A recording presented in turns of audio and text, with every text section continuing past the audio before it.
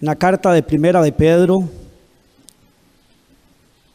vamos a leer del versículo 3 al versículo 7.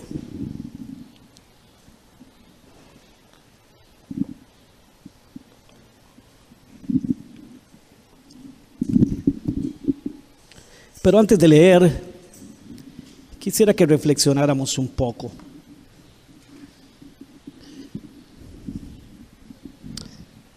En este andar cristiano, mis amados hermanos, en este tiempo que Dios me ha permitido por su misericordia, solo por eso, conocerle, servirle, me he dado cuenta de una cosa. Una de las cosas que más nosotros, los cristianos, no quisiéramos vivir es la aflicción. Le tenemos miedo a la aflicción. Le tenemos pavor a la aflicción. Hacemos hasta lo imposible para huir de la aflicción. Yo he escuchado muchos mensajes, muchas predicaciones, enseñando a los cristianos cómo salir de la aflicción, cómo huir de ella. Pareciera ser que nuestro pensamiento, nuestro enfoque es huir de la aflicción.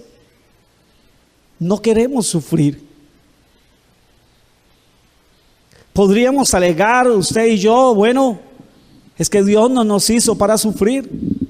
Dios no hizo al ser humano para sufrir, y eso es cierto.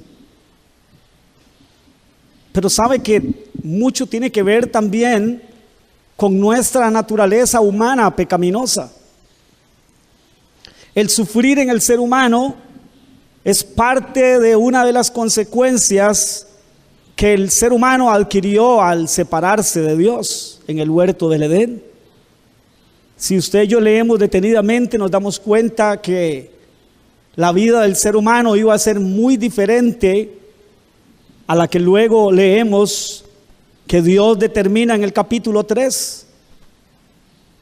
No vamos a enfatizar en esa escritura, solamente quiero nombrarla para que entendamos qué es lo que sucede con nosotros. ¿Sabe? Algo que nos ha perjudicado mucho a nosotros, mis amados hermanos, es la teología. La teología que nos han enseñado es una teología que no se apega a la verdad bíblica en la mayoría de los casos, en cuanto al sufrimiento. Nos han hecho creer, queramos o no queramos, que el hecho de ser salvados, como cantábamos ahora, por la gracia de Dios, eso equivale a que ustedes y yo ahora estamos exentos del sufrimiento. Estamos exentos de la dificultad, estamos exentos de la angustia, estamos exentos de tener que sufrir. Y hemos adoptado esta doctrina, esta teología en nuestro corazón tan profundamente que mal usamos la Biblia una y otra vez para convencernos de eso. Cuando en algún momento nos encontramos viviendo en alguna aflicción, en alguna circunstancia estrecha, que es lo que significa la palabra angustia, angostura o estrecho, o estar en estrecho. ¿Sabe? Nosotros de alguna manera lo único que esperamos es escuchar la voz de Dios de alguna manera que nos diga, ya, esto ya va a acabar. Ya se va a acabar. Y quisiéramos escuchar la voz de Dios que nos dijera, faltan solo 15 días. Y empezamos a contar, 1, 2, 3 y así. Pero lo único que estamos concentrados en salir de la aflicción. Y la teología que nos han vendido, que nos han dado por muchos años, ¿sabe? Se ha colado tan fuerte en nosotros que entonces, por eso es que encontramos mensajes como estos de cristianos que dice, una bendición sorpresiva te va a venir, tus tristezas van a acabar, mañana tus tristezas van a pasar y nunca más van a volver. Porque, y ahí añaden un poco de cosas más.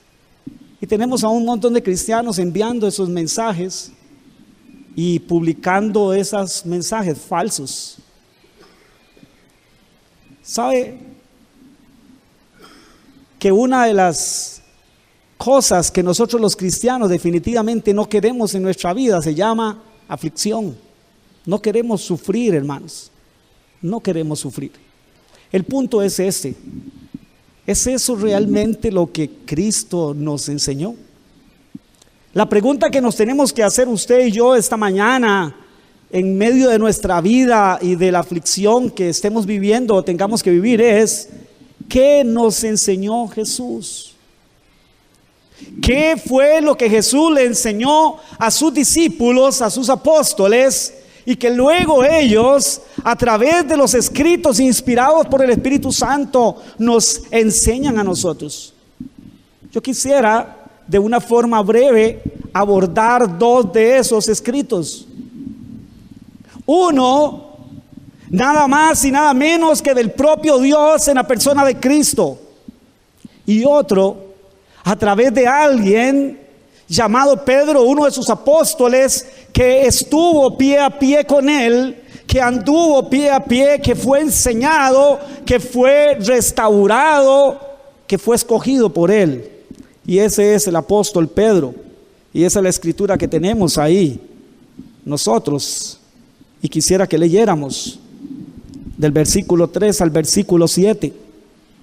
Dice así: bendito el Dios y Padre de nuestro Señor Jesucristo, que según su grande misericordia nos hizo renacer para una esperanza viva por la resurrección de Jesucristo de los muertos, para una herencia como incorruptible, incontaminada. ¿Y qué dice? E inmarcesible, reservada en los cielos. ¿Para quién? Para nosotros. Pero siga leyendo, hermano: que sois guardados por el poder de Dios mediante la fe, para alcanzar la salvación que está como preparada para ser manifestada en el tiempo postrero, en la cual vosotros os alegráis. Ok, aquí viene un paréntesis, hermano. Si nos quedamos solo con lo de atrás, nosotros no nos quedamos con todo el mensaje completo. Y pareciera ser que nosotros nos hemos vuelto especialistas en tomar solo lo que queremos y desechar lo que no queremos. Y entonces viene esta otra parte igual de importante, en la cual usted y yo tenemos que enfatizar y tenemos que profundizar. Y dice así: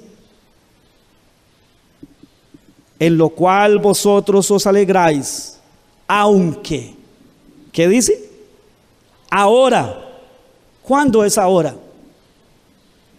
El ahora es el ahora, hoy, este momento, en lo que usted y yo estamos pasando y viviendo ahora, por un poco de tiempo.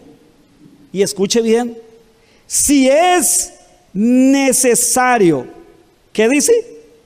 Tengáis que ser afligidos. Cuando vamos leyendo ahí, hasta ahí, hermano, ya esa palabra, solo esa palabra nos pone el pelo de punta, y ya no queremos seguir leyendo, ni profundizando, ni querer entendiendo qué es lo que eso significa. Dice en diversas pruebas. ¿Y qué dice el versículo 7? Para que sometida a prueba vuestra fe, mucho más preciosa que el oro, el cual, aunque es como perecedero, se prueba con fuego, sea hallada en alabanza, gloria y honra, cuando sea manifestado Jesucristo. Luego voy a retomar este pasaje, pero quiero que leamos el otro, porque son las palabras del Dios Todopoderoso hecho carne. San Juan capítulo 16, versículo 33. Voy a leerlo en una versión que es la versión, nueva versión, traducción viviente. Y usted léalo en su traducción Reina Valera. Al final dice lo mismo. Les he dicho, dijo Jesús, todo lo anterior. ¿Y qué era todo lo anterior? Lo que hasta en ese momento él se había referido de ahí para atrás. Todo lo anterior. Para que en mí tengan ¿qué? Paz. Les he dicho todo lo que les he dicho desde antes hasta ahora, para que en mí tengáis paz. Y oiga lo que Jesús nos augura, oiga lo que Jesús nos anticipa. Aquí en este mundo tendrán pruebas y tristezas, pruebas y aflicción. Pero anímense, dice esta versión, porque yo he venido al mundo y lo he vencido. ¿Saben, mis amados hermanos y hermanas? Esta es la verdad.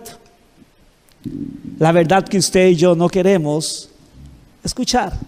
La verdad que usted y yo no queremos apechugar en nuestro corazón. Pero que es necesario que usted y yo la tomemos. ¿Sabe? Cuando usted y yo leemos estas escrituras y empezamos a pensar, a profundizar en lo que Jesús nos quiso decir y en lo que luego el apóstol Pedro nos quiso decir, pudiera ser que pensemos entonces, ya no me está gustando esto. Ya este asunto de la vida cristiana no me está gustando. Si Jesús, Dios mismo, quien vino a dar su vida por mí, me está augurando, me está anticipando, me está diciendo que mientras yo esté en esta tierra, parte de lo que tengo que vivir es pruebas, tristeza, dificultades, aflicción. Ya no me suena este evangelio tan glorioso. ¿Sabe, mis amados hermanos y hermanas? Esta es una verdad del evangelio que mucha gente, como ya lo dijimos, no quiere tomar, no quiere asimilar. Pero qué importante es, y con la ayuda del Espíritu de Dios esta mañana, a través de su palabra, quiera Dios que esta mañana el Espíritu Santo nos ayude a correr el velo, a correr la cortina, y que usted y yo podamos ver un poco más allá y podamos tomar esta verdad en nuestro corazón, no en el intelecto solamente, porque del intelecto al corazón, mis amados hermanos, hay una diferencia abismal. A la hora de la conducta, a la hora del vivir. Cuando usted y yo tenemos solo algo aquí, pero no se ha hecho carne, no se ha hecho vivencia en nosotros, entonces, mis amados hermanos, es donde encontramos los grandes problemas en nuestra vida cristiana. Quiero que retomemos la escritura de Primera de Pedro, porque aquí, ¿sabe? Aquí hay una figura importantísima que nos da una gran revelación, que nos ayuda a entender mucho mejor esto. ¿Sabe que en el versículo 6 dice, en lo cual vosotros os alegráis, aunque ahora por un poco de tiempo, si es necesario, tengáis que ser afligidos en diversas pruebas? Mi versículo 7 es el centro de lo que quiero compartir esta mañana. Para que sometida a prueba vuestra fe, mucho más preciosa que el oro, y es aquí donde viene la figura, el cual, aunque perecedero, se prueba con fuego. ¿Saben, mis amados hermanos? Al proceso de la extracción y de la purificación del oro, de la plata y de cada uno de los metales preciosos o no preciosos, se le llama metalurgia. La metalurgia es la ciencia o es la práctica de cómo traer un metal de la tierra, de una veta, de una roca, de donde quiera que esté, cómo traerlo y cómo purificarlo y cómo darle el estado necesario para el cual queremos usar ese metal. ¿Sabe que aparte del oro, aparte del hierro y así todos los metales, aún el estaño, aún el aluminio, todo tiene un proceso muy similar hasta el día de hoy? ¿Y sabe cómo es que los metales se purifican? ¿Y sabe cómo es que los metales se les da el estado necesario, el temple que se llama, para lo que los usamos hoy en todo? Usted vuelve a ver para todo lado y una de los materiales, de los minerales que tenemos por todo lado es el hierro. Usted vuelve a ver en este lugar y aquí está cargado de hierro. ¿Dónde está el hierro? Está en las láminas del techo, está en los purlins, está en las bancas que ustedes están sentados, y en la mayoría de cosas hay una pieza que tiene hierro. Pero ese hierro que ustedes y yo vemos tan productivo y tan provechoso hoy en la industria que ha revolucionado el mundo, ese hierro no era así antes.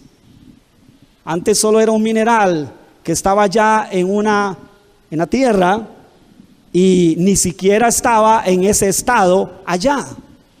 Tuvieron que traerlo, tuvieron que extraerlo, tuvieron que mezclarlo con otro mineral y juntos formaron lo que hoy nosotros conocemos como hierro.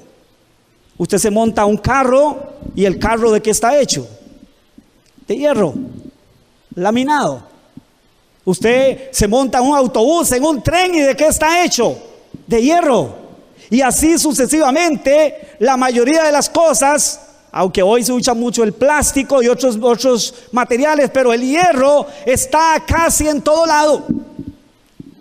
Y eso revolucionó el mundo, la industria y demás.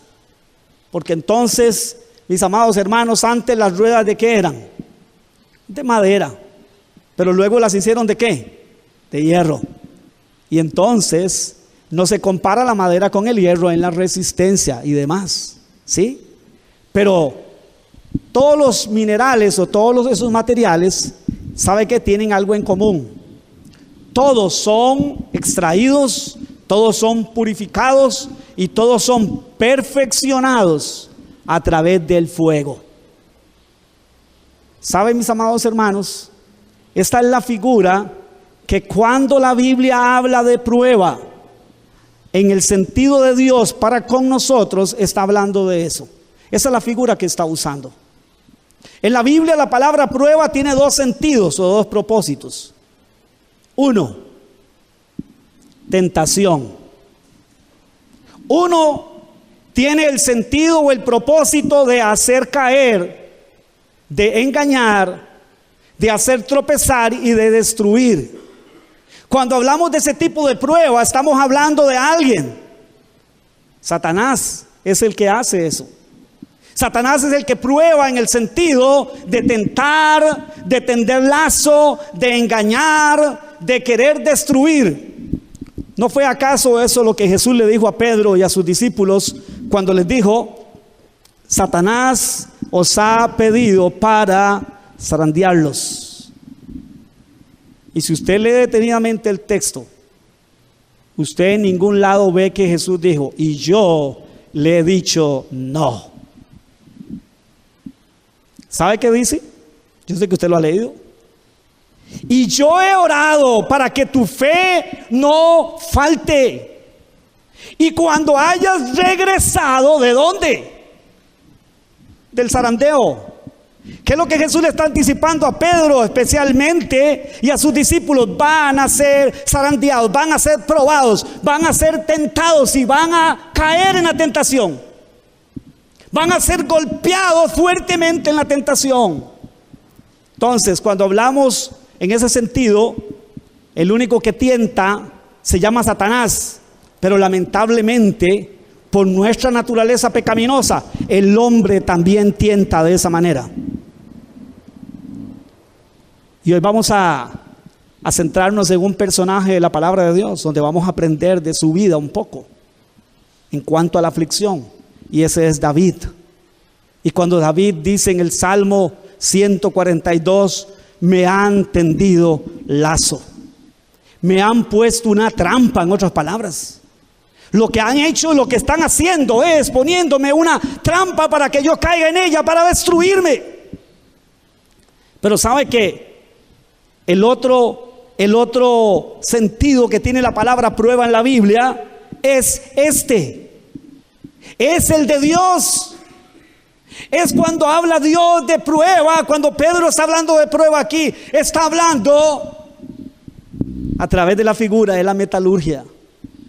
Está diciendo que Él va a permitir que seamos metidos en diversas pruebas, en tribulaciones, en aflicción, en angustia, con un solo propósito. Y ese es, mis amados hermanos, que ustedes y yo seamos purificados y logremos el temple de Dios en nosotros, el estado, el carácter de Dios en nosotros. Pero yo quiero que vayamos a David, porque David es uno de los ejemplos bíblicos donde usted y yo podemos aprender, mis amados hermanos, cómo es que Dios trabaja con nuestra vida. Les voy a decir algo. Hace aproximadamente unos 28 años y medio, 29 años por ahí más o menos, que Dios vino a mi vida y me salvó un día, una mañana, la cual jamás podré olvidar. Y Dios vino y me salvó esa mañana. Y yo empecé a entender, o más bien Él me empezó a hacer entender que Él tenía un propósito, que Él tenía un llamado para mi vida, que Él quería pulirme, quería usarme. Déjenme decirle algo, mis amados hermanos. Lejos estaba yo de entender de lo que se trataba. Yo en mi inocencia, ¿sabe qué? Todo creía que estaba ahí y ahora. Yo ya me veía siendo usado por Dios. Yo ya me veía en muchas cosas y más en ese ambiente de esa teología donde son profecías vienen y profecías van. Donde te dicen, Dios te va a llevar por las naciones. Te veo viviendo por las naciones. Te veo bajándote de un avión y subiéndote al otro. Te veo. Y en medio de todo eso yo crecí, hermano. Así fue como en su misericordia Dios me salvó. No me había convertido y ya me estaban poniendo las manos encima y me estaban diciendo, te veo en el aeropuerto de tal, te veo en el aeropuerto del otro, y te veo no sé dónde, y te veo aquí, y te veo allá. Y empezó en mi mente y en mi corazón a formarse todo un criterio y toda una ilusión. ¿Saben, mis amados hermanos? Y yo iba viajando para mi trabajo en San José e iba pensando, Señor, ya, sácame ya de este trabajo, porque ya quiero ir por las naciones, ya quiero ir subirme en los aviones, ya quiero bajarme, ya quiero ver los estadios, porque le profetizaban a uno y le decía, te veo frente a un estadio de 50,000 personas y la gente está quebrantada por el Espíritu Santo y se está convirtiendo, hermano.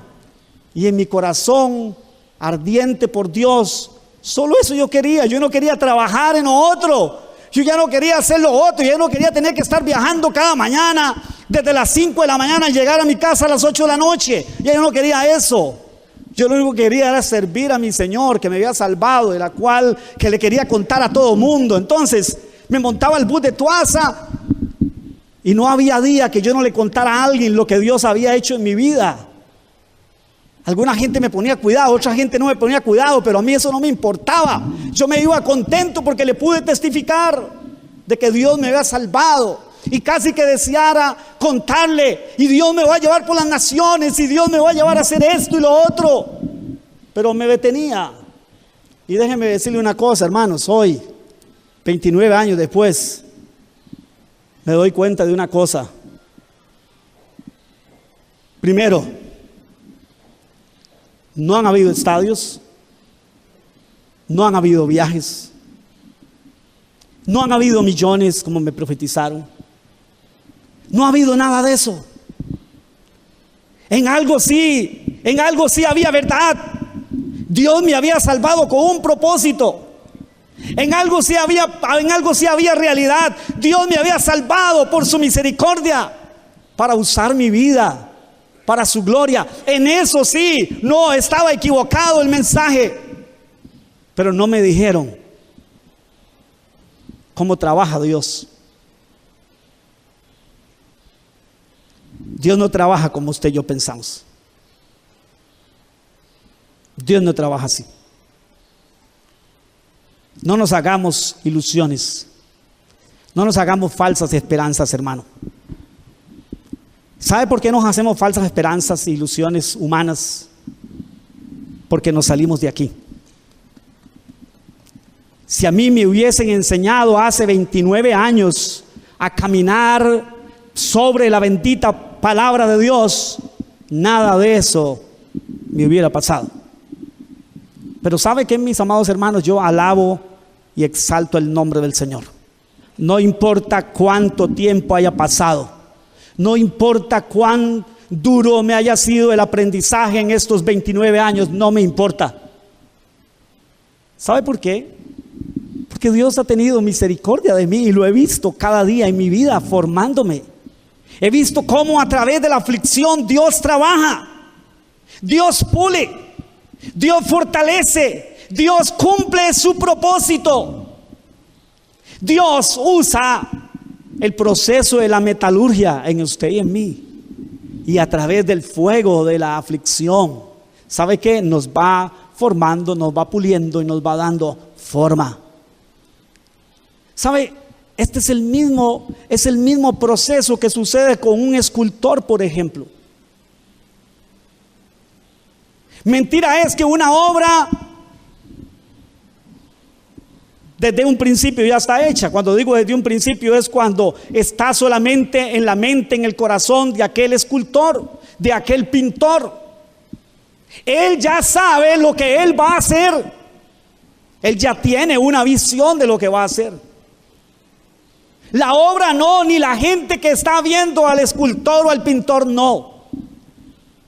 Y empieza a ver y dice, ¿qué son esos garabatos tan raros? ¿Qué es eso tan extraño? ¿Qué es eso tan feo? No tiene forma, no tiene pie ni cola, como decimos. Pero hay que esperar el tiempo. Porque ese artista, esa artista, después de un tiempo, sabe lo que está haciendo. Y cuando termine esa obra, todo el mundo va a decir ¡wow! Y se va a convertir en una obra famosa, como las de Miguel Ángel, como las de otros grandes pintores o escultores de la historia. Pero cuando las estaban empezando a hacer, no eran tan famosas, porque no tenían esa forma, no tenían esa belleza. No comunicaban eso tan grande que hoy se les reconoce. ¿Sabe? Dios no trabaja como usted y yo pensamos. Es más, Dios no trabaja como usted y yo deseáramos. Usted y yo deseáramos que Dios trabaje con cero aflicción, cero fuego de aflicción, cero tribulación, cero costo. Y le voy a decir algo esta mañana, mi amado hermano. Es cierto que Dios tiene el poder y muchas veces Él hace milagros en nuestra vida, porque Él los hace todos los días y a cada momento.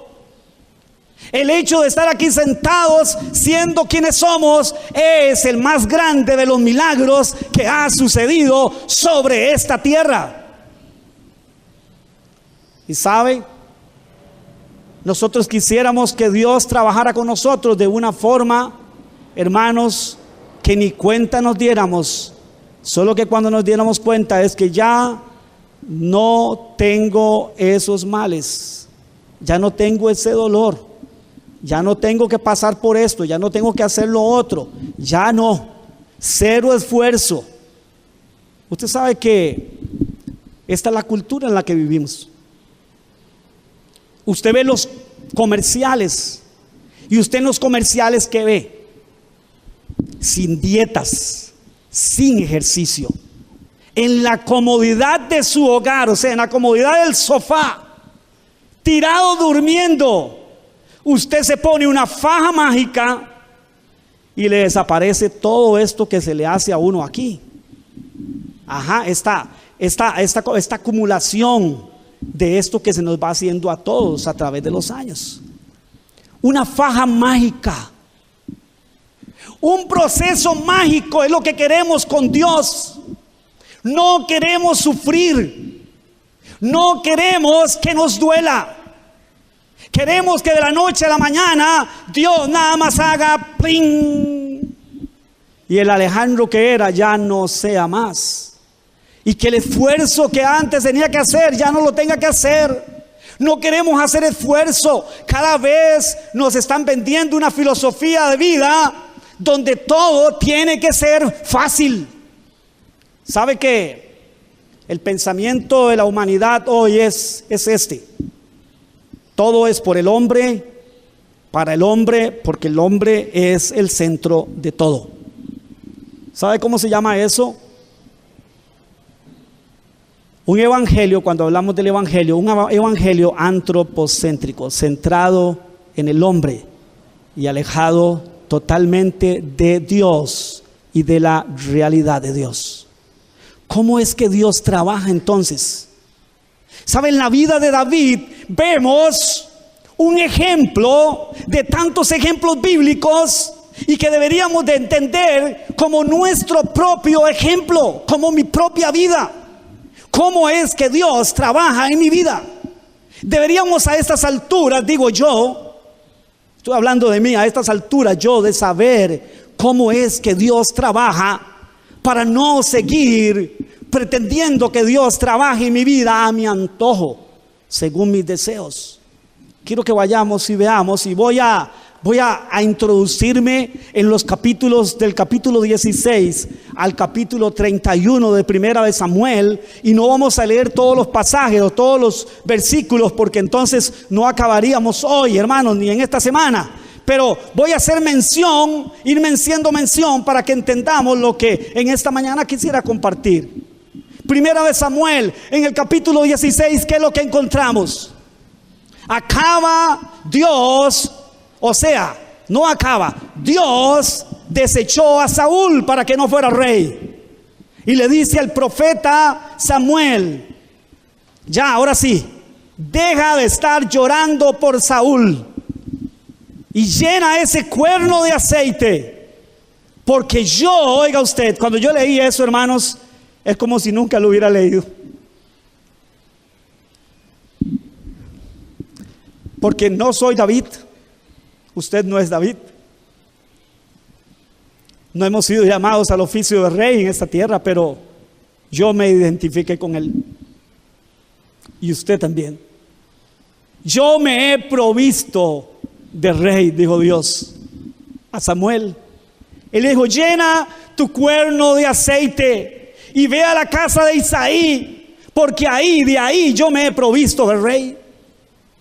¿Sabe que cuando hablamos de esto que estamos hablando que el aceite se echaba en un cuerno de carnero, así largo, muy grande, que le cabían aproximadamente más o menos 3 litros de aceite? Nosotros hoy vemos a la gente que dice que unge a los demás, y hermanos, y le hace una untada ahí. Pero ¿sabe que lo que le está diciendo Dios es: llena ese cuerno con esos 3 litros de aceite, de ese aceite especial, y ve a la casa de Isaí? Y no vamos a ampliar toda la historia, pero ustedes conocen la historia, creo. Y en la historia dice que empezaron a pasar uno por uno. Y Dios dijo: ese no, hasta que se acabó el último en la fila. Y entonces Samuel pregunta y dice: ¿y estos son todos tus hijos, Isaí? Y dijo: no, queda uno, el chiquillo, el más pequeño, el que cuida las ovejas. Si nosotros entendemos eso en nuestro contexto hoy, entenderíamos que lo que está diciendo es: sí, pero él no cuenta, es el que cuida las ovejas, es el más chiquillo. Los importantes están aquí. Dios se debió haber provisto rey de estos que están aquí. Son los grandes guerreros, los 3 de ellos que estaban en el ejército, y los otros tal vez no como ellos, pero eran más importantes. Aquel es el cuidador de las ovejas, de las pocas ovejas, como le dijeron los hermanos de David a David.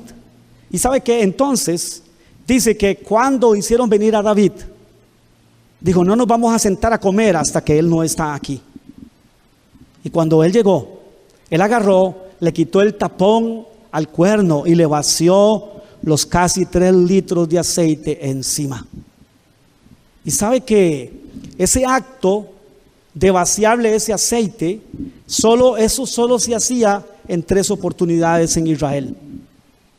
Solo cuando se ungía a un rey, solo cuando se ungía a un profeta,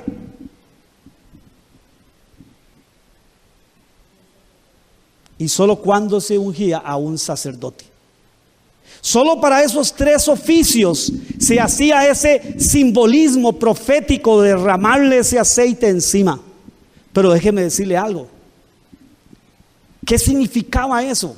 Porque nos debe de ayudar un poco para entender lo que voy a decir luego. ¿Qué significaba eso? Significaba que Dios estaba apartando a esa persona para un propósito especial, que Dios lo estaba dedicando para sí, era una dedicación a Dios. Y lo otro era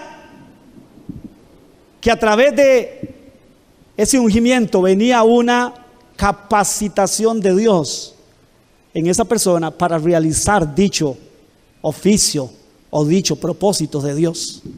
Sucedían esas 2 cosas básicamente.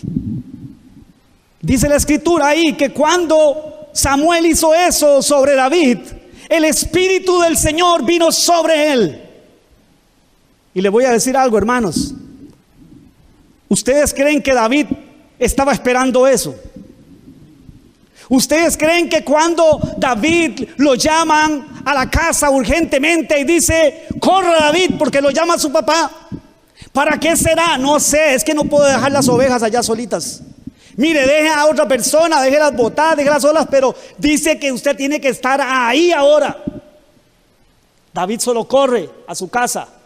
David no sabe de qué se trata. Él solo se sorprende posiblemente cuando ve que ahí está el profeta Samuel. Cuando la gente veía a Samuel, la gente temblaba, la gente se asustaba. Y la gente le preguntaba, de hecho, cuando fue a ungir a David, la gente del pueblo le preguntó: ¿vienes en son de paz? O sea, lo que quiere decir es: ¿vienes a hablarnos algo bueno de parte de Dios? ¿O vienes a darnos juicio de parte de Dios? ¿Vienes en son de paz? ¿Vienes para algo bueno?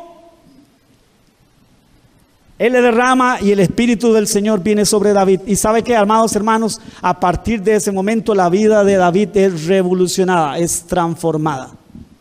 El David que conocían todos tras las ovejas, el soñador, el cantor dulce, ese empieza a sufrir una transformación de parte de Dios. Porque ahora Dios lo ha escogido para un propósito que él no le pasaba por su cabeza, que a su papá no le pasaba por la cabeza, que a nadie se le hubiera ocurrido. Jamás nadie hubiera escogido ese rey. Jamás, ni nunca. Ni el mismo profeta Samuel lo hubiera escogido. El profeta Samuel escogió uno, a Eliab. Hombre guerrero, hombre grande, hermoso. A ese fue el que escogió. Pero dijo: yo, cuando desechó a Saúl, él dijo: yo he escogido a uno que es conforme a mi corazón. ¿A dónde estaba Saúl? En el campo con las ovejas. Nadie daba ni una peseta por él, nadie lo sumaba ni lo restaba, ni su propia familia lo veía como importante. Era el chiquillo de la familia, era el cuidador de las ovejas, hasta huele a oveja. Guácala. Pero ¿sabe? Dice la Escritura, dice la palabra de Dios, que a partir de ese día el Espíritu Santo vino sobre David. Y ¿cómo sabe usted, pastor, que la vida de David cambió? Lea la historia. Dice que David fue a visitar a sus hermanos enviado por su padre. Y dice que cuando él llega, ve a los ejércitos de Israel de un lado y ve los ejércitos de los filisteos del otro lado, y están preparados para la batalla. Pero él escucha a un hombre que está gritando y está blasfemando el nombre del Señor y está retando a los escuadrones de Israel. Y él ve la reacción de todos, encuentra la de Saúl, y la reacción era miedo, era pavor. Huían despavoridos, corrían. No les importaba que el nombre del Señor estaba siendo blasfemado ahí. Pero como ahora el Espíritu del Señor está sobre David, aquel Wililla, aquel chiquillo que posiblemente tendría unos 16, 17, 18 años, no sabemos exactamente, era todavía un muchacho, era un niño todavía. ¿Sabe? Cuando él escucha eso, en él ahora hay un pensamiento muy diferente, y él dice: ¿quién es este incircunciso para que hable así de los escuadrones del Dios de Israel? Y él dijo: yo voy a ir a pelear con ese hombre. ¿Sabe que los hermanos de David, uno de ellos se volvió y dijo: así como no, que vas a ir a pelear con Goliat? Usted lo que vino aquí es a ver cómo mueren las personas. Usted es un malicioso, yo lo conozco. Usted es un malicioso. Usted lo que vino a ver es cómo matan a los hombres aquí, posiblemente cómo nos van a matar a nosotros. ¿Y sabe qué? Y él preguntó y dijo: ¿qué le harán o qué le darán al hombre que pelee con ese incircunciso y lo venza? Y ya le empezaron a decir todo eso. Pero déjeme decirle algo: eso no creó ni pizca de interés en David. En David había un celo por el Espíritu de Dios. Y él dijo, al final, convenció a todo mundo y convenció a Saúl. Y Saúl dijo: está bien, papito. Qué terrible lo que va a pasar aquí, seguro, posiblemente dijo Saúl. Va a pasar una masacre, aparte de todo lo terrible que hemos vivido. Ya vamos a tener una masacre en este día con este muchacho pequeño, inocente, inofensivo y tonto posiblemente. ¿Sí? Y dijo: está bien, pero déjenme ponerle por lo menos la armadura. Imagínense, y dice que Saúl era un hombre tan alto que no había quien, que el más alto de Israel le llegaba por los hombros. Pensemos que Saúl medía por lo menos unos 2 metros mínimo. Imagínense la armadura de ese hombre como era entonces. Y se la ponen a un muchacho pequeño que nunca ha cargado más que un bolso pastoril y una honda con unas piedras ahí y un palo para defender a las ovejas de su padre. Y entonces él hizo a caminar, y por supuesto que no pudo caminar. Digo: no, quíteme en esto, yo no estoy entrenado para esto, quíteme en esto. Él solo tenía algo en su corazón, en su mente, claro: Dios está conmigo. Y como Dios está conmigo, y aunque él no lo entendiera lo que eso significaba, había una fuerza, había un impulso, había el Espíritu de Dios, le impulsaba y le llevaba, que él lo que sentía era rabia, lo que sentía era ira, lo que sentía era cólera de escuchar cómo el nombre de Dios era blasfemado y nadie hacía nada. ¿Y sabe qué? Usted y yo conocemos la historia. ¿Sabe qué? Ahí comienza una etapa, vamos a decir, de gloria para David. Mata a Goliat en la forma en que lo mató. Sí, todo el mundo lo vitorea. Él llega con la espada, que casi me imagino que ni se le aguantaba la espada de Goliat, con toda su armadura y con la cabeza. Imagínense qué enorme cabeza era. Llega delante de Saúl y así sucesivamente. Y cuando van de la batalla para allá, resulta ser, pero antes de eso, dice la Escritura, que entonces Saúl mandó a llamar a David para que David estuviera con él. Y lo hizo su paje de armas. Lo hizo su ayudante, el que le jalaba la lanza, el que le jalaba las armas, era David, el que andaba ahí a la par, nada más y nada menos que del ungido del Señor, de Saúl. Qué cambio más notable tuvo David en la vida, ¿verdad? ¿Sí? Y entonces, de pronto, David pasó de estar en los desiertos con las ovejas de su padre a estar en el palacio del rey y a sentarse a su mesa y a comer con el rey. ¿Hay diferencia entre una cosa y otra? Abismalmente. Yo me imagino, porque solo podemos hacer eso, imaginarnos qué estaba pasando por la cabeza de David en ese momento. ¿Cómo se sentía? ¿Cuál era la experiencia que David estaba viviendo? De ser un don nadie ahora a ser alguien que sirve en la corte real. Y no solo eso, hermanos, que Saúl reconoció por consejo de sus siervos que él necesitaba a alguien que viniera a tocarle el arpa para que le aliviara por el espíritu malo que Dios ahora había enviado. Había quitado su espíritu y había enviado a un espíritu malo que lo atormentaba. Y Saúl se ponía como loco y disvariaba en la noche y se ponía como loco. Y entonces dice que David venía y tocaba el arpa, y como el Espíritu Santo estaba sobre él, el poder del Espíritu Santo ahuyentaba aquel demonio, y entonces Saúl encontraba paz. Entonces, ¿sabe qué dice la Escritura? Que Saúl lo llegó a amar, que Saúl lo amaba, que para Saúl David era muy importante, era su paje de armas, era el que le ahuyentaba a los demonios, era el que le traía paz, era la presencia de Dios que ya no estaba en él, que la veía lejana, pero la veía en otro hombre y le traía paz. Aquella presencia de Dios que había estado sobre él, pero que ya ahora no está. Y él está en tinieblas, él está en angustia, él está en desesperación, pero ve en David lo que ya no está en él. Y entonces él lo ama. De alguna manera, ver a David para Saúl era como ver la presencia de Dios, era como ver aquello que le había sido quitado por su maldad, por su pecado. Y entonces dice la Escritura que incluso Saúl le manda a decir a Isaí: ya no cuenten más con el muchacho, porque me lo voy a dejar aquí. ¿Sí? Me lo voy a dejar aquí en el palacio para que me sirva a mí, para que nos sirva aquí en el palacio. Y ahí se quedó David por mucho tiempo. Luego volvió David a su casa, pero de nuevo otra vez fue traído al palacio de nuevo, igual. ¿Y sabe qué? El asunto es que dice la palabra del Señor, mis amados hermanos, que David llegó a ser un capitán de uno de los ejércitos de Israel. Y cada vez que David salía a la batalla, Dios le daba la victoria.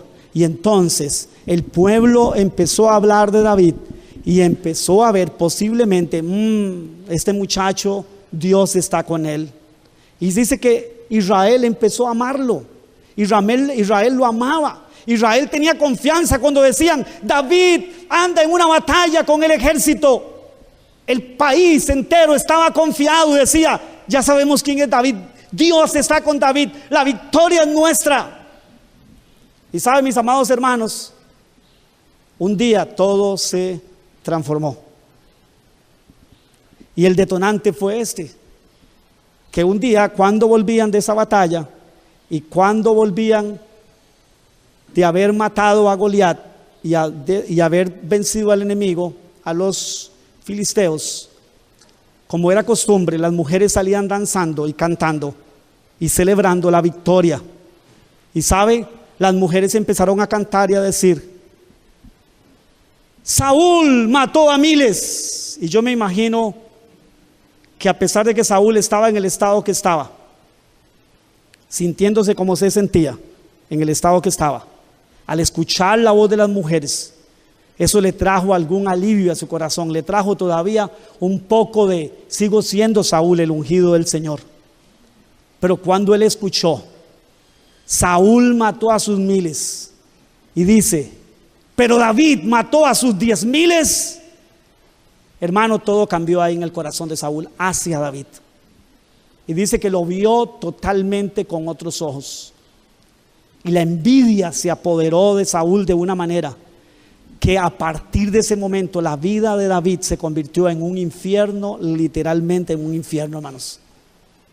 Pasó de aquella gloria, de aquel reconocimiento, de todo aquello inesperado, de todo aquello maravilloso, pasó a un momento a estar sentado en la mesa del rey donde siempre había acostumbrado a estar ya por mucho tiempo, y a saber lo que era que su señor el rey, en lugar de reconocerle, en lugar de amarle, tomara su lanza para quererlo incrustar contra la pared con su lanza y tener que salir huyendo y tener que salir corriendo.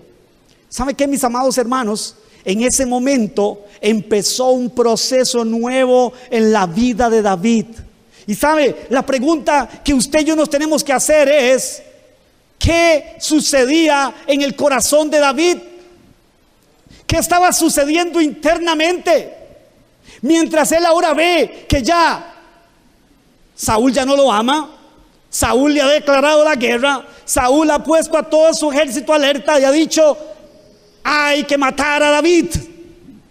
Y David sale corriendo, hermanos. Y en el capítulo 22 encontramos que David sale corriendo y se mete a una cueva que llamaban la cueva de Adulán. Y ahí se mete. Al poco tiempo dice que vino su familia, vinieron algunos hombres, pero cuando usted lee detenidamente dice que los hombres que llegaron, como 300, eran todos los que estaban endeudados, todos los que estaban desalentados, todos los que estaban en pésimas condiciones. Fue el ejército que se le unió a David. Él está terriblemente triste, está profundamente desesperado, está metido en una cueva huyendo por su vida, y quienes se le acercan ahora son personas que están igual y peor que él. Gente que lo que anda es huyendo de su realidad terrible que está viviendo. Y entonces ahora David ya no es el capitán que estaba al frente de un escuadrón que tenían victoria, sino que ahora tiene un montón de derrotados ahí en la cueva.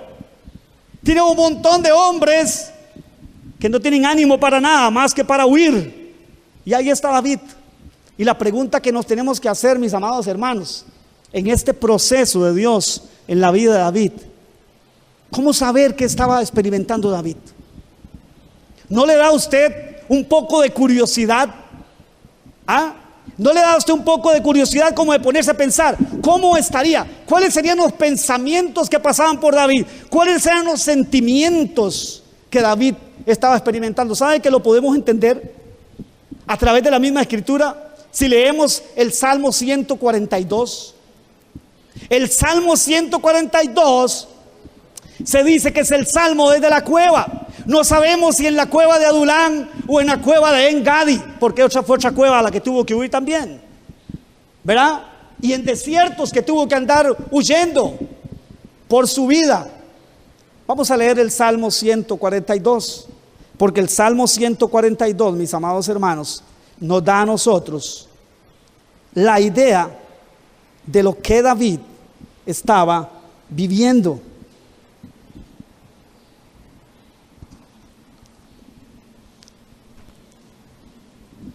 Salmo 142. Son 7 versículos, lo vamos a leer todo. Pero yo quiero que usted le preste atención detenidamente a las palabras de David. Porque en las palabras de David, ¿saben, mis amados hermanos? Está expresado lo que él está viviendo en todo ese momento, en todo ese tiempo, cuando él está siendo perseguido, cuando él está viviendo toda esa transformación, ese proceso de Dios en su vida. Versículo 1 dice así, Salmo 142, verso 1. Con mi voz, dice, clamaré a Jehová. Con mi voz pediré a Jehová misericordia. Delante de él expondré mi queja. Delante de él manifestaré mi angustia. ¿Cómo se sentía David? Angustiado. ¿Sabe que la palabra angustia viene de estrecho, de estar en estrecho, de estar siendo presionado, de estar en un lugar angosto, estrecho, presionado? Dice, cuando mi espíritu se angustiaba dentro de mí, tú conociste mi senda. En el camino en que andaba me escondieron lazo, me pusieron una trampa. Mira a mi diestra y observa, pues no hay quien me quiera conocer. En otras palabras, no hay nadie que se ponga de mi lado. No hay nadie que me ayude. Todos se han vuelto contra mí, es lo que está diciendo David. Dije entonces, tú eres mi esperanza y mi porción en la tierra de los vivientes. Escucha mi clamor, porque estoy como muy afligido, sumamente afligido. Líbrame de los que me persiguen, porque son más fuertes que yo. Yo soy nada más, que le dijo David a Saúl en una oportunidad, soy nada más que un perro, y un perro muerto. Soy como una pulga, algo insignificante, y ustedes son todo un ejército poderoso contra mí solo, que vienen a querer matarme, destruirme, sin causa, sin haber yo hecho absolutamente nada más que lo que Dios me mandó hacer. Saca mi alma de la cárcel para que alabe tu nombre. Me rodearán los justos, porque tú me serás propicio. ¿Saben, mis amados hermanos? Si usted y yo le prestamos atención detenida a cada una de las palabras de David, nos damos cuenta de una cosa. Lo único que David está experimentando ahora ya no es alegría, ya no es gozo. Ahora ya no es triunfo lo que siente. Ahora es derrota. Ahora es aflicción, ahora es angustia. Ahora se siente como en una cárcel. Y en una oportunidad, en todo ese recorrido, David expresó y dijo, por causa de ustedes, ya no puedo yo ni siquiera estar con mi gente, con mi familia, como lo que deseara, como lo que deseara hacer, como lo que normalmente todas las personas tienen, disfrutar de su familia. Ni eso puedo yo hacer, porque tengo que andar escondiéndome en cuevas, en desiertos, como si fuera yo un delincuente, como si fuera yo alguien que hubiera hecho algo tan malo como para tener que andar huyendo. Todo porque un día Dios llamó a David, lo ungió, lo preparó, lo consagró. Pero David no contaba, como usted y yo no contamos, que hay un proceso que vivir, que hay un proceso que pasar, y esta es el cuadro, la radiografía del corazón de David. Angustia, tristeza, aflicción, dolor. La pregunta que usted y yo nos tenemos que hacer es, ¿creen ustedes que David se preguntó entonces de qué se trata esto? ¿De qué se trata esto entonces? Dios me llama. No fue un invento mío, yo no lo busqué. Yo no me imaginaba que esto iba a pasar. Pero ahora resulta ser que la realidad que estoy viviendo no la entiendo, porque parece que no va de acuerdo con lo que Dios dijo para mi vida. No calza una cosa con la otra, aparentemente. Si Dios me ungió para ser rey, ahora resulta ser que muchos de los que me victoriaban, muchos de los que me amaban, ahora me han hasta entregado a Saúl. Dice que en una de esas huidas de David, David está cerca de una ciudad que se llamaba Keila. Y él se da cuenta que los filisteos, de nuevo, los enemigos acérrimos de Israel, vinieron y asaltaron y destruyeron las eras de los israelitas que habitaban en esa ciudad. Y David con sus 300 hombres fueron y libró a Keila de los filisteos. Y sabe que esa misma gente, los habitantes de Keila, lo iban a entregar a Saúl, a David. Mandaron a decirle después a Saúl: lo tenemos aquí, lo tenemos en la fortaleza, está aquí metido, venga para entregárselo. David se da cuenta de eso y David sale huyendo con sus hombres y escapa.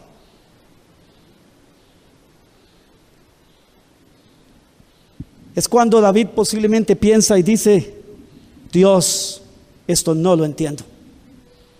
Yo no creí que se trataba de esto, Señor. Solamente tú conoces mi senda, Dios. Tú conoces mi corazón, que con un corazón sincero estoy haciendo lo que estoy haciendo. ¿Sabe que a veces en la vida cristiana y en la vida ministerial, amados hermanos, a todos en algún momento nos va a pasar igual? Cuando usted y yo creemos, porque somos llamados por Dios para un lugar específico en la obra de Dios, para un pastorado, para un liderazgo, para algo, para un oficio, para desempeñar un trabajo, usted y yo esperamos que todas las demás personas van a entender eso y van a honrar lo que Dios ha puesto sobre nosotros. Pero no es así, mis amados hermanos. Yo no sé si usted ha sabido lo que es sentirse no valorado, no aprobado. Y cuando digo valorado y aprobado, no me estoy refiriendo al ser humano en sí, a lo que Dios puso sobre esa persona. ¿Sabe que a cada uno de nosotros, al igual que David, Dios nos ha ungido también? Y nos ha separado para Él, es lo que la palabra de Dios dice. Y no solo nos ha separado, nos ha consagrado para Él, sino que también la unción de Dios, el Espíritu de Dios mismo está en nosotros para capacitarnos para lo que Dios nos ha llamado. Para poder ser hijos de Dios necesitamos la fuerza y el poder del Espíritu Santo de Dios día a día, momento a momento, para poder hacer la voluntad de Dios, ¿sí o no? Para poder nosotros hacer lo que Dios nos ha llamado a hacer, necesitamos esa unción, necesitamos ese poder, ese respaldo de Dios en nuestra vida. Sin eso no podemos hacer nada. No hay cosa más horrible y espantosa, hermano, que ponerse en el lugar donde Dios lo ha puesto a uno, pero sentir que usted no tiene el respaldo de Dios. Eso es lo más horrible y espantoso que a un cristiano, después de haber sido salvado y sellado por el Espíritu, le puede pasar. Y yo he vivido eso, hermano. Usted no crea que yo estoy predicando aquí, que yo estoy diciendo que yo he vivido una vida que en todo ha agradado a Dios, ni que pueda decir yo que toda mi vida de cristiano he sido irreprochable. No se crea que estoy diciendo eso. Y sabe, eso es lo peor que a uno le puede pasar. Responder al llamado de Dios, pero usted sentir que no tiene el respaldo de Dios. Y de alguna manera, David pudo haber, lo que yo estoy diciendo tiene que ver con asuntos de pecado, con asuntos de fallarle a Dios. Pero en el caso de David, si usted examina la historia, se dará cuenta que David vivió eso, pero no por pecado. Más bien, otra pregunta que surge es, bueno, y mientras estaba sucediendo toda esa presión en la vida del espíritu de David, en el alma, mientras estaba sucediendo toda esa presión, esa aflicción, ¿qué estaba brotando de David? Muy importante. Porque le voy a decir algo, mis amados hermanos, de usted y de mí se va a manifestar lo que realmente hay dentro de nosotros en el momento de la aflicción. Sí, Señor. ¿Sabe cómo es eso? Como cuando usted toma el tubo de la pasta dental, o un tubo de crema o de cualquier otro producto, y usted agarra aquello y usted hace así, y usted lo estripa. ¿Qué sale? lo que hay dentro, hermano. ¿Y sabe qué? Eso es una ley. La presión hace salir lo que está dentro de cualquier cosa. Y no es la excepción con usted y conmigo. Dios permite momentos de presión, porque en ese proceso, vamos a decir, metalúrgico de Dios con nosotros, la prueba, la aflicción, lo que hace es sacar de nosotros lo que realmente hay dentro de nosotros. Le voy a decir algo, mi amado hermano. Y cuando se trata de hablar de mí, prefiero hablar de mí, pero en lo malo y no en lo bueno, para no jactarme nunca jamás. Dios me libre. Pero sí de lo malo, como dijo, más bien dijo Pablo, me voy a gloriar, pero en mis debilidades. No en mis fortalezas, en mis debilidades. Para que entonces, yo reconociendo que soy un simple humano, débil, frágil, con tendencia mala, pecadora, repose sobre mí el poder de Dios. ¿Y sabe qué? Déjeme decirle algo, mi amado hermano, que todos pasamos por momentos como esos, o podemos pasar. No estoy diciendo tampoco que esto es una norma, pero sí es uno de los instrumentos que Dios utiliza. Y sabe que muchas veces, mis amados hermanos, yo me he sentido no aprobado. Yo me he sentido que las personas no valoran lo que Dios ha puesto en mi vida. Me he preparado, he tomado en muchos casos a conciencia y con mucha seriedad lo que Dios me ha dado para hacer, pero he sentido y he visto el menosprecio. Y no estoy hablando de mí, estoy hablando de lo que Dios puso en mí. Y sabe que tal vez a usted le ha pasado o le esté pasando lo mismo. Usted se prepara, usted ama a Dios, usted ama a las personas, usted se prepara a conciencia, usted da todo, pero a la hora de la hora usted siente y ve claramente cómo los demás no valoran lo que Dios ha puesto en usted. Y le voy a decir algo, y eso trae aflicción, y eso trae prueba, eso trae estrechez. Y muchas veces eso es lo que hace que brote de nosotros lo que hay en nosotros. Sabe, hace muchos años mi pensamiento era este: yo no sé cómo hay gente que renuncia a Dios. Yo no sé cómo hay gente que se rebela contra Dios. Y yo decía, yo no lo entiendo. Ahora sí lo entiendo, porque a mí me pasó. Cuando vino la presión, eso estaba en mí y yo no lo sabía. Y me rebelé contra Dios. Y no le aconsejo a nadie que se rebele contra Dios, porque rebelarse contra Dios, hermano, es lo peor que a uno le puede pasar. Es después de haber tenido la presencia del Espíritu Santo, el respaldo del Espíritu de Dios, sentirse que usted está allá en lo más bajo, peor que antes. Porque antes usted no conocía eso, usted no conocía el estar en Dios, usted no conocía tener el Espíritu Santo, pero ahora que lo conoce, ahora que sabe lo que es, usted de pronto encontrarse allá en el piso, en lo más bajo.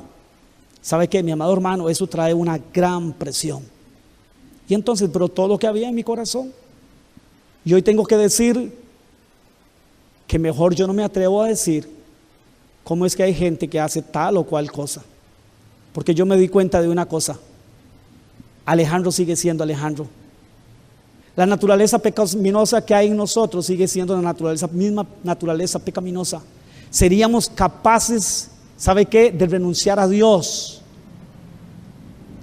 y buscar hasta el mismo diablo. Sí, Señor, como usted lo oye. Seríamos capaces si no fuera por su misericordia, si no fuera por el sello de su Espíritu, hermanos.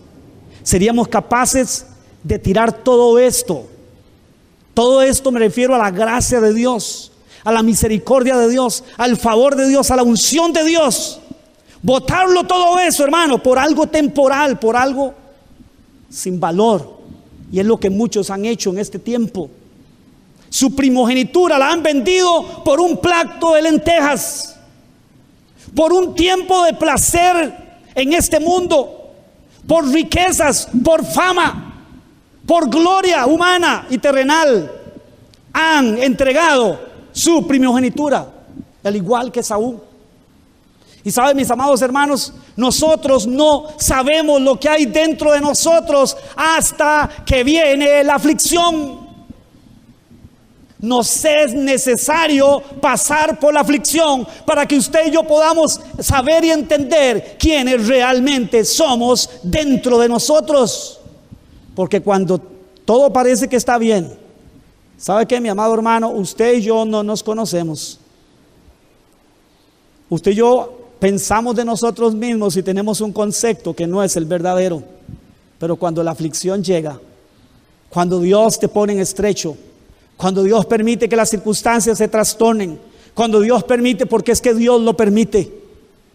Dios lo permite porque resulta ser que el sufrimiento, que la aflicción, ahora en sus manos, el proceso metalúrgico es una herramienta en las manos de Dios. Y entonces Dios quiere aprobarnos.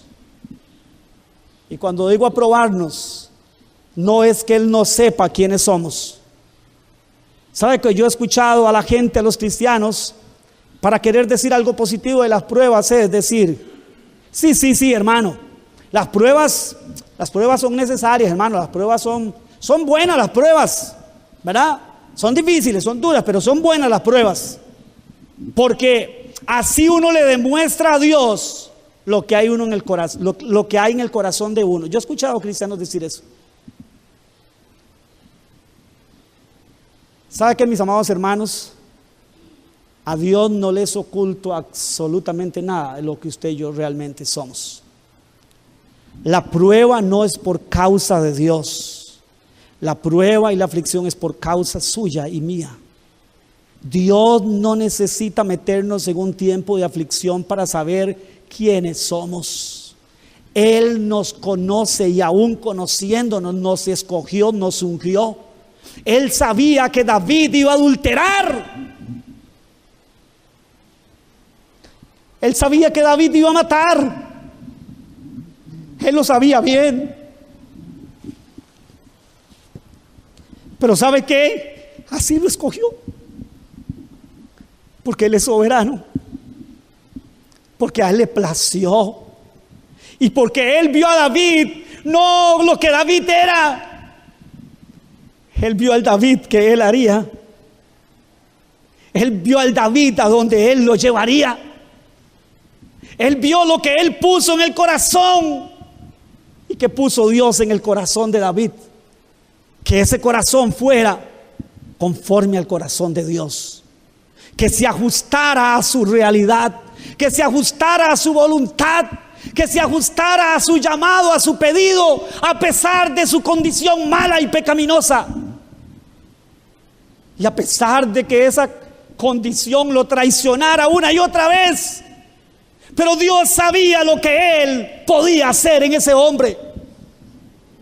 Y ahora entonces permite, aunque David no lo entienda, aunque usted y yo no lo entendamos, ahora Dios permite meterlo en esa aflicción profunda.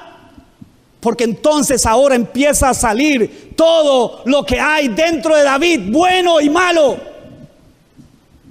Porque no solo cosas malas brotaron de David, brotaron cosas buenas que Dios había puesto en ese hombre escogido. ¿Sí? 2 veces tuvo David a Saúl al alcance de su espada, de su lanza para matarlo. Y él dijo esto: líbreme Jehová tocar al ungido del Señor. David, el ungido del Señor. Si ya Dios lo desechó, si ya la unción no está en él, lo que tiene es un espíritu inmundo que lo atormenta. Él es el ungido del Señor. Y en una de esas ocasiones David le dice a Saúl: mire, mi señor el rey, yo no sé si un día de estos Dios te va a castigar por lo que estás haciendo contra mí. pero líbreme, Jehová, de extender mi mano sobre ti. Él es el que atiende mi causa. Él es el que me defiende. Él es el que te va a dar el premio, lo que te mereces. Él, no yo. ¿Sabe que sale en medio de la aflicción a un hombre leal, a un hombre fiel? No necesariamente en primer lugar a Saúl, sino entendido de lo que era la unción de Dios sobre un hombre. David no estaba viendo a Saúl, no estaba viendo al pecador, no estaba viendo al hombre, no estaba viendo al malo. Él estaba viendo lo que había sobre él, aunque ya no estuviera ahí. Si él lo perdió es por su culpa, pero que Dios me libre de extender mi mano. Y David tan solo en una de esas tomó el borde del manto de Saúl, que estaba haciendo sus necesidades fisiológicas en una cueva donde ellos estaban escondidos, y le cortó nada más la punta para luego mostrársela y decirle: vea, mi señor el rey, ¿cómo te dice la gente que yo quiero deshonrarte y matarte? ¿Cómo que yo me he rebelado contra ti, que quiero robarte el reino? ¿No estás viendo? ¿No es esto de tu manto? ¿Qué quiere decir? Que te tuve ahí para matarte y no te maté, porque no es eso lo que quiero hacer contra ti, mi señor el rey. Aparentemente, como solía pasar con Saúl, parecía que se arrepentía, pero no se arrepentía. Y de nuevo volvía a la cacería, y de nuevo corría David como un ratoncillo escondiéndose entre las piedras, porque Saúl estaba determinado a matarlo. La presión, en lugar de desaparecer, no le llegó ningún mensaje de texto a David que le dijera: un milagro insospechado te va a pasar. Los mensajes que le llegaban a David de texto, vamos a decir de texto, era: corra, porque Saúl viene tras de ti con el ejército. Usted cree, y yo creo tal vez, que David no estaba deseando escuchar, dice Saúl, que ya no lo va a perseguir más. Dice Saúl que vuelva al palacio, que vuelva a ser quien tú eras. Por supuesto que David deseaba eso, pero lejos de eso, más bien, cada vez la presión se hacía mayor. ¿Y sabe cómo sabemos cuáles eran las expectativas que David tenía de su vida? Porque él hablaba con su amigo Jonatán, el hijo de Saúl. Y en medio de todo, ¿sabe qué? Dios nos da alicientes.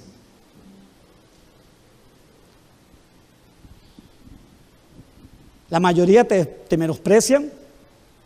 La mayoría no ven lo que Dios puso sobre ti. Pero hay alguien que sí lo ve. Al menos uno. Y ese es un aliciente. Y David está ahí. Entonces Jonatán viene y le dice: David, hagamos un pacto de amor. Y dice que el corazón desde un principio de David y Jonatán se entrelazaron e hicieron un pacto de amor. Y entonces una y otra vez Jonatán se convierte en un aliciente para David. Y cuando yo leí esa historia, hermanos, me identifiqué en algunas cosas con él. No porque me haya pasado lo mismo, la misma experiencia, pero posiblemente sí uno se ha sentido en algún momento así. Pero Dios, en medio de esa aflicción, mandaba un aliciente, y el aliciente fue que Jonatán viene y le dice a David: David, 3 cosas. 1, mi padre no te va a poder alcanzar ni te va a matar. Estoy convencido de eso.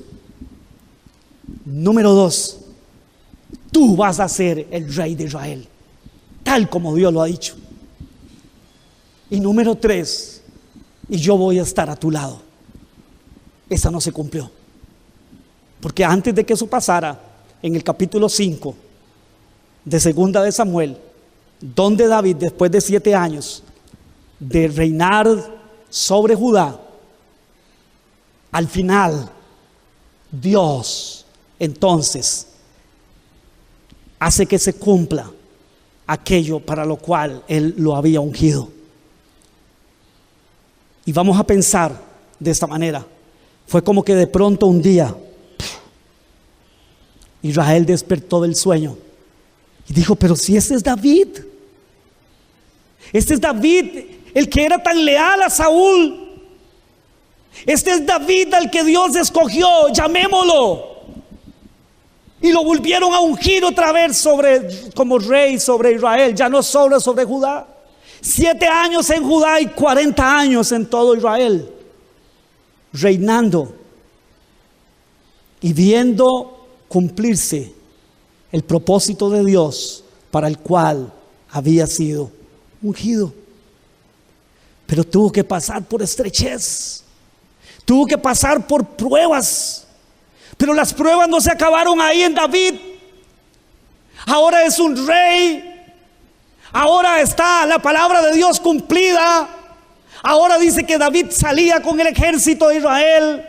Y si antes Dios le daba victorias, ahora más. Y el reino de Israel se extendió. Y la gloria de Dios se manifestó a través de David. Pero entonces viene David y peca contra Dios y hace lo malo y empieza de nuevo el sufrimiento, pero ahora es por su pecado. Y por eso encontramos el Salmo 32 cuando David habla de la dicha del perdón y dice: bienaventurado, bienaventurado el que está en paz con Dios, a quien Dios no le tiene que reprochar nada. Ese es bienaventurado. Y David empieza a recordar posiblemente aquellos momentos donde él tenía una comunión con ese Espíritu Santo que había venido sobre él para ungirlo. Pero ahora David empieza a ver algunas cosas difíciles en su reino. Y lo que es peor, su hijo Absalón se subleva contra él. Y como decimos popularmente, a lo tico, le quiere serruchar el piso. Y cuando David se da cuenta, pero le digo una cosa, en medio de todo eso, el David de allá, el David que cuidaba las ovejas, ya no es el mismo David de aquí. Y yo quiero que leamos una escritura para ir terminando en 2 de Samuel, capítulo 23.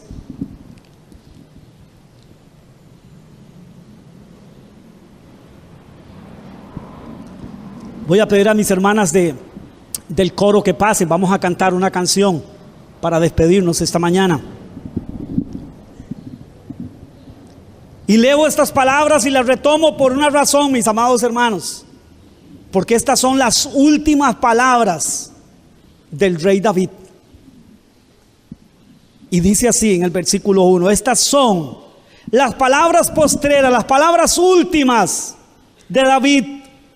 Dijo David, hijo de Isaí, dijo aquel varón que fue levantado en alto, aquel varón que era un pastorcillo de ovejas, que era un muchacho sin experiencia, y que Dios lo levantó en alto, poniéndolo, ungiéndolo para él, santificándolo para él y capacitándolo para llevar a cabo esa labor tan importante de ser rey sobre su pueblo Israel. Dice: el ungido del Dios de Jacob, el dulce cantor de Israel. Hoy tenemos un montón de salmos escritos por David que describen, que narran las experiencias de su vida, lo que él vivió en diferentes momentos de su vida, en momentos de gloria como en momentos de aflicción, en momentos donde él vio la mano de Dios y en momentos donde la vio a través de la aflicción y del dolor también. El Espíritu de Jehová ha hablado por mí, dice él, y su palabra ha estado en mi lengua. El Dios de Israel ha dicho: me habló la roca de Israel, habrá un justo que gobierne entre los hombres, que gobierne en el temor de Dios. Será como la luz, dice, de la mañana, como el resplandor del sol en una mañana sin nubes. como la lluvia que hace brotar la hierba de la tierra. No es así mi casa para con Dios. Sin embargo, Él ha hecho conmigo pacto perpetuo. Esta es, últimas palabras de David, una palabra profética 100%. Y él está diciendo, el que Dios ungió un día, al que Dios puso muy en alto, al que Dios usó, el que Dios separó para él y para hacer su obra. Profetiza ahora ¿de quién? De Cristo. Y él dice que va a haber uno que va a ser como la luz de la mañana, que va a gobernar de manera perpetua. Aunque reconoce David lamentablemente y dice, aunque no ha sido mi casa así para con Dios. Lo que está diciendo es, a pesar de todo esto que Dios ha hecho, ni yo, ni mi casa lo hemos honrado como Él es digno de ser honrado. Ni yo caminé 100% como debía haber caminado, ni mi casa tampoco, porque luego la casa de David se vio envuelta en una serie de escándalos, de pecados, de maldades, al punto que su propio hijo se sublevó contra su padre, contra su reino, para quererlo bajar del trono y subirse él.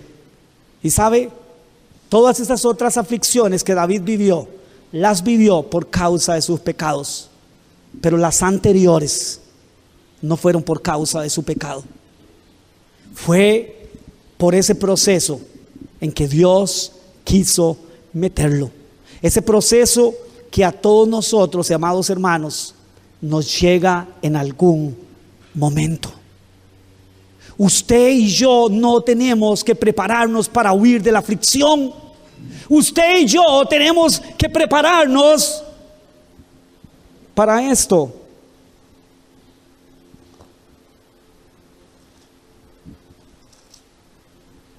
Santiago, capítulo 1, versículo 2 y 3, para terminar. Hermanos míos, dice Santiago, tened por sumo gozo cuando os halléis en diversas. ¿Cómo son las pruebas del cristiano? Diversas. No es solo una prueba. No es solo un momento de aflicción en la vida y Dios te sacará de ahí para siempre. No es cierto. Las pruebas del cristiano son diversas. Los momentos de aflicción no los podemos prever. Usted ni yo sabemos en qué momento se avecina la aflicción, el fuego de la aflicción. Solo Él en su soberana voluntad lo sabe. Sus discípulos están ahí caminando, están ahí viviendo, ellos no saben lo que les espera. Y Jesús en su gran misericordia, Él se los hace saber para que se preparen. Cuando Jesús va a ser entregado, ¿sabe qué, mis amados hermanos? Jesús les dijo, oren. Oren para que no entren en tentación. Esas palabras ellos no sabían lo que significaban.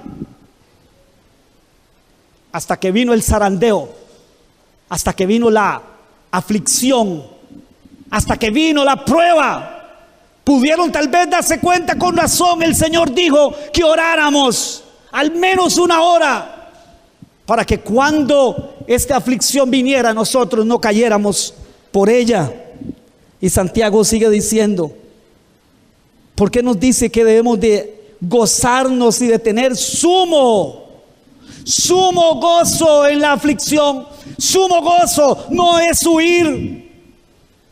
Abraza la cruz con gozo, tal como dice la palabra que Jesús abrazó la cruz con gozo, con alegría, con todo lo que eso implicaba. Y sigue diciendo Santiago, sabiendo que la prueba, oiga, sabiendo, lo que tenemos que saber es que la prueba va a llegar en cualquier momento, la aflicción va a venir, pero la prueba, la aflicción tiene un propósito: que la prueba de vuestra fe produce paciencia. ¿Saben, mis amados hermanos? Todos nosotros no sabemos en qué momento se avecina la prueba. No sabemos en qué momento Dios decide llevarse a un ser querido nuestro. No lo sabemos. No sabemos en qué momento Dios va a permitir que se roben tu carro. No sabemos en qué momento Dios va a permitir que tu casa se queme. No sabemos en qué momento podamos de pronto encontrarnos como David, de la gloria a la aflicción, de la alegría a la tristeza máxima. No sabemos, mi amado hermano. Lo que sí usted y yo tenemos que saber, como dice Santiago, es el propósito de eso y alegrarnos en eso, porque lo que quiere decir es: Dios está trabajando conmigo. Dios está haciendo lo que Él dijo que iba a hacer.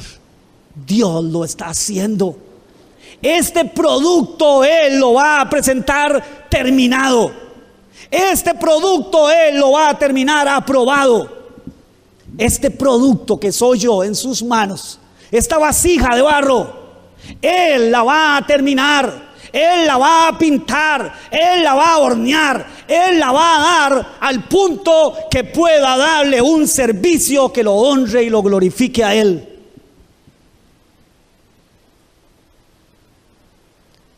No huyamos de la aflicción, hermano. No crea falsas promesas. No crean esos mensajitos mentirosos. Créale a la palabra.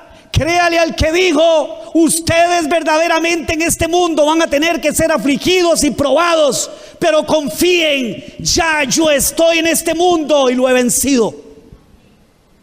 Este mundo con esa corriente no los va a poder tocar a ustedes. Por eso cuando Jesús ora en el capítulo 17 de San Juan, Él no dice: Señor, no te pido, Padre, que los saques del mundo, sino que los guardes del mal. ¿Saben, mis amados hermanos? Y eso es lo que Dios ha hecho y hará una y otra vez. Yo voy a pedirle que usted se ponga sobre sus pies en esta tarde ya. Y vamos a terminar este tiempo, hermanos, con este canto. Porque la profecía de David aquí nos habla casualmente de esa manifestación de esa gracia. No importa cómo usted y yo nos sentamos. No importa cómo usted se sienta en este momento, mi hermano. No importa.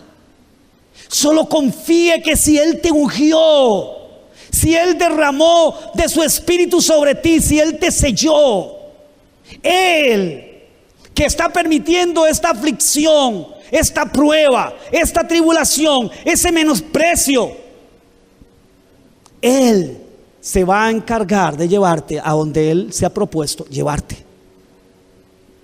Vamos a cantar ese canto para terminar este tiempo, hermanos. Vamos a cantar.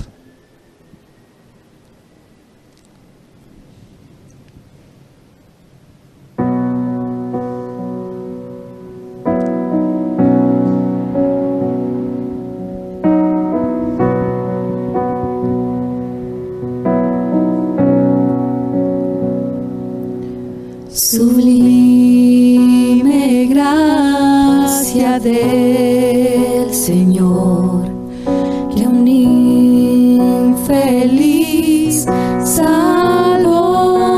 Eso era lo que David decía: de detrás de las ovejas me sacó el Señor. Yo detrás de las ovejas, un pastorcillo de ovejas, usted y yo podemos pensar y decir: un pecador, una pecadora, alguien simple, alguien sin ninguna gracia especial. Oh, cuán precioso fue a mi ser. Pero lo que somos es por lo que Él ha decidido hacer. Me transformó de mi maldad, me libertó. Y si usted cree eso, yo le digo en esta tarde, hermano, usted declárelo en ese canto, declárelo. Fluye su amor, sublime gracia. Es sublime su gracia.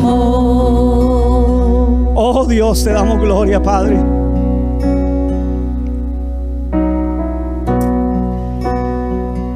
Es esa gloria con la que nos vamos a encontrar cada uno, hermano. En los peligros y aflicción, Ahí está la aflicción. que yo he tenido aquí. Es momentánea, es lo que dice Santiago, es momentánea. Su gracia siempre me Es lo que dice Pedro. y me guiará al hogar. Aunque por ahora, por un poco de tiempo, si es necesario, os halléis en diversas pruebas, en diversas aflicciones. Salvador me rescató, y como el mar fluye su amor, sublime Oh, qué sublime gracia. y amor. Somos lo que somos por esa sublime gracia. Mi maldad Nosotros no somos nada, no tenemos nada. Mi Salvador, Nada que trascienda, nada que sea importante. y como el mar fluye su amor, sublime. Oh, es sublime, sublime, sublime. Gracia y amor. Esa gracia, ese amor es sublime.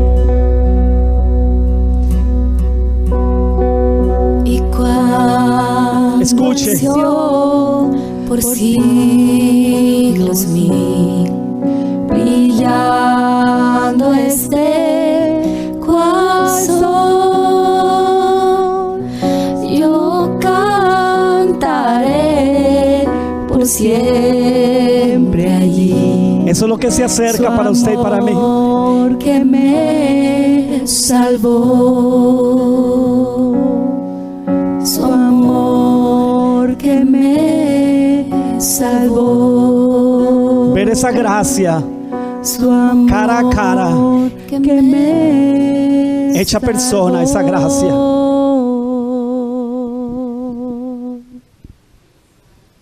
Esta mañana te damos gloria, Padre. Puedes levantar tus manos al Señor. Puedes decirle: Señor, gracias.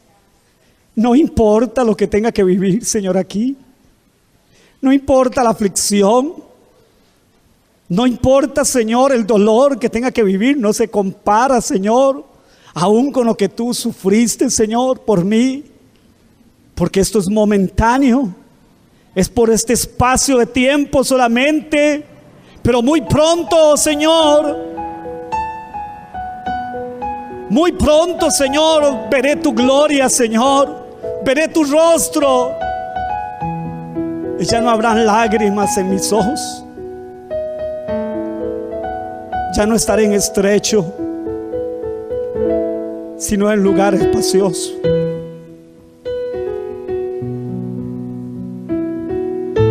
Oh, te damos gloria, Cristo.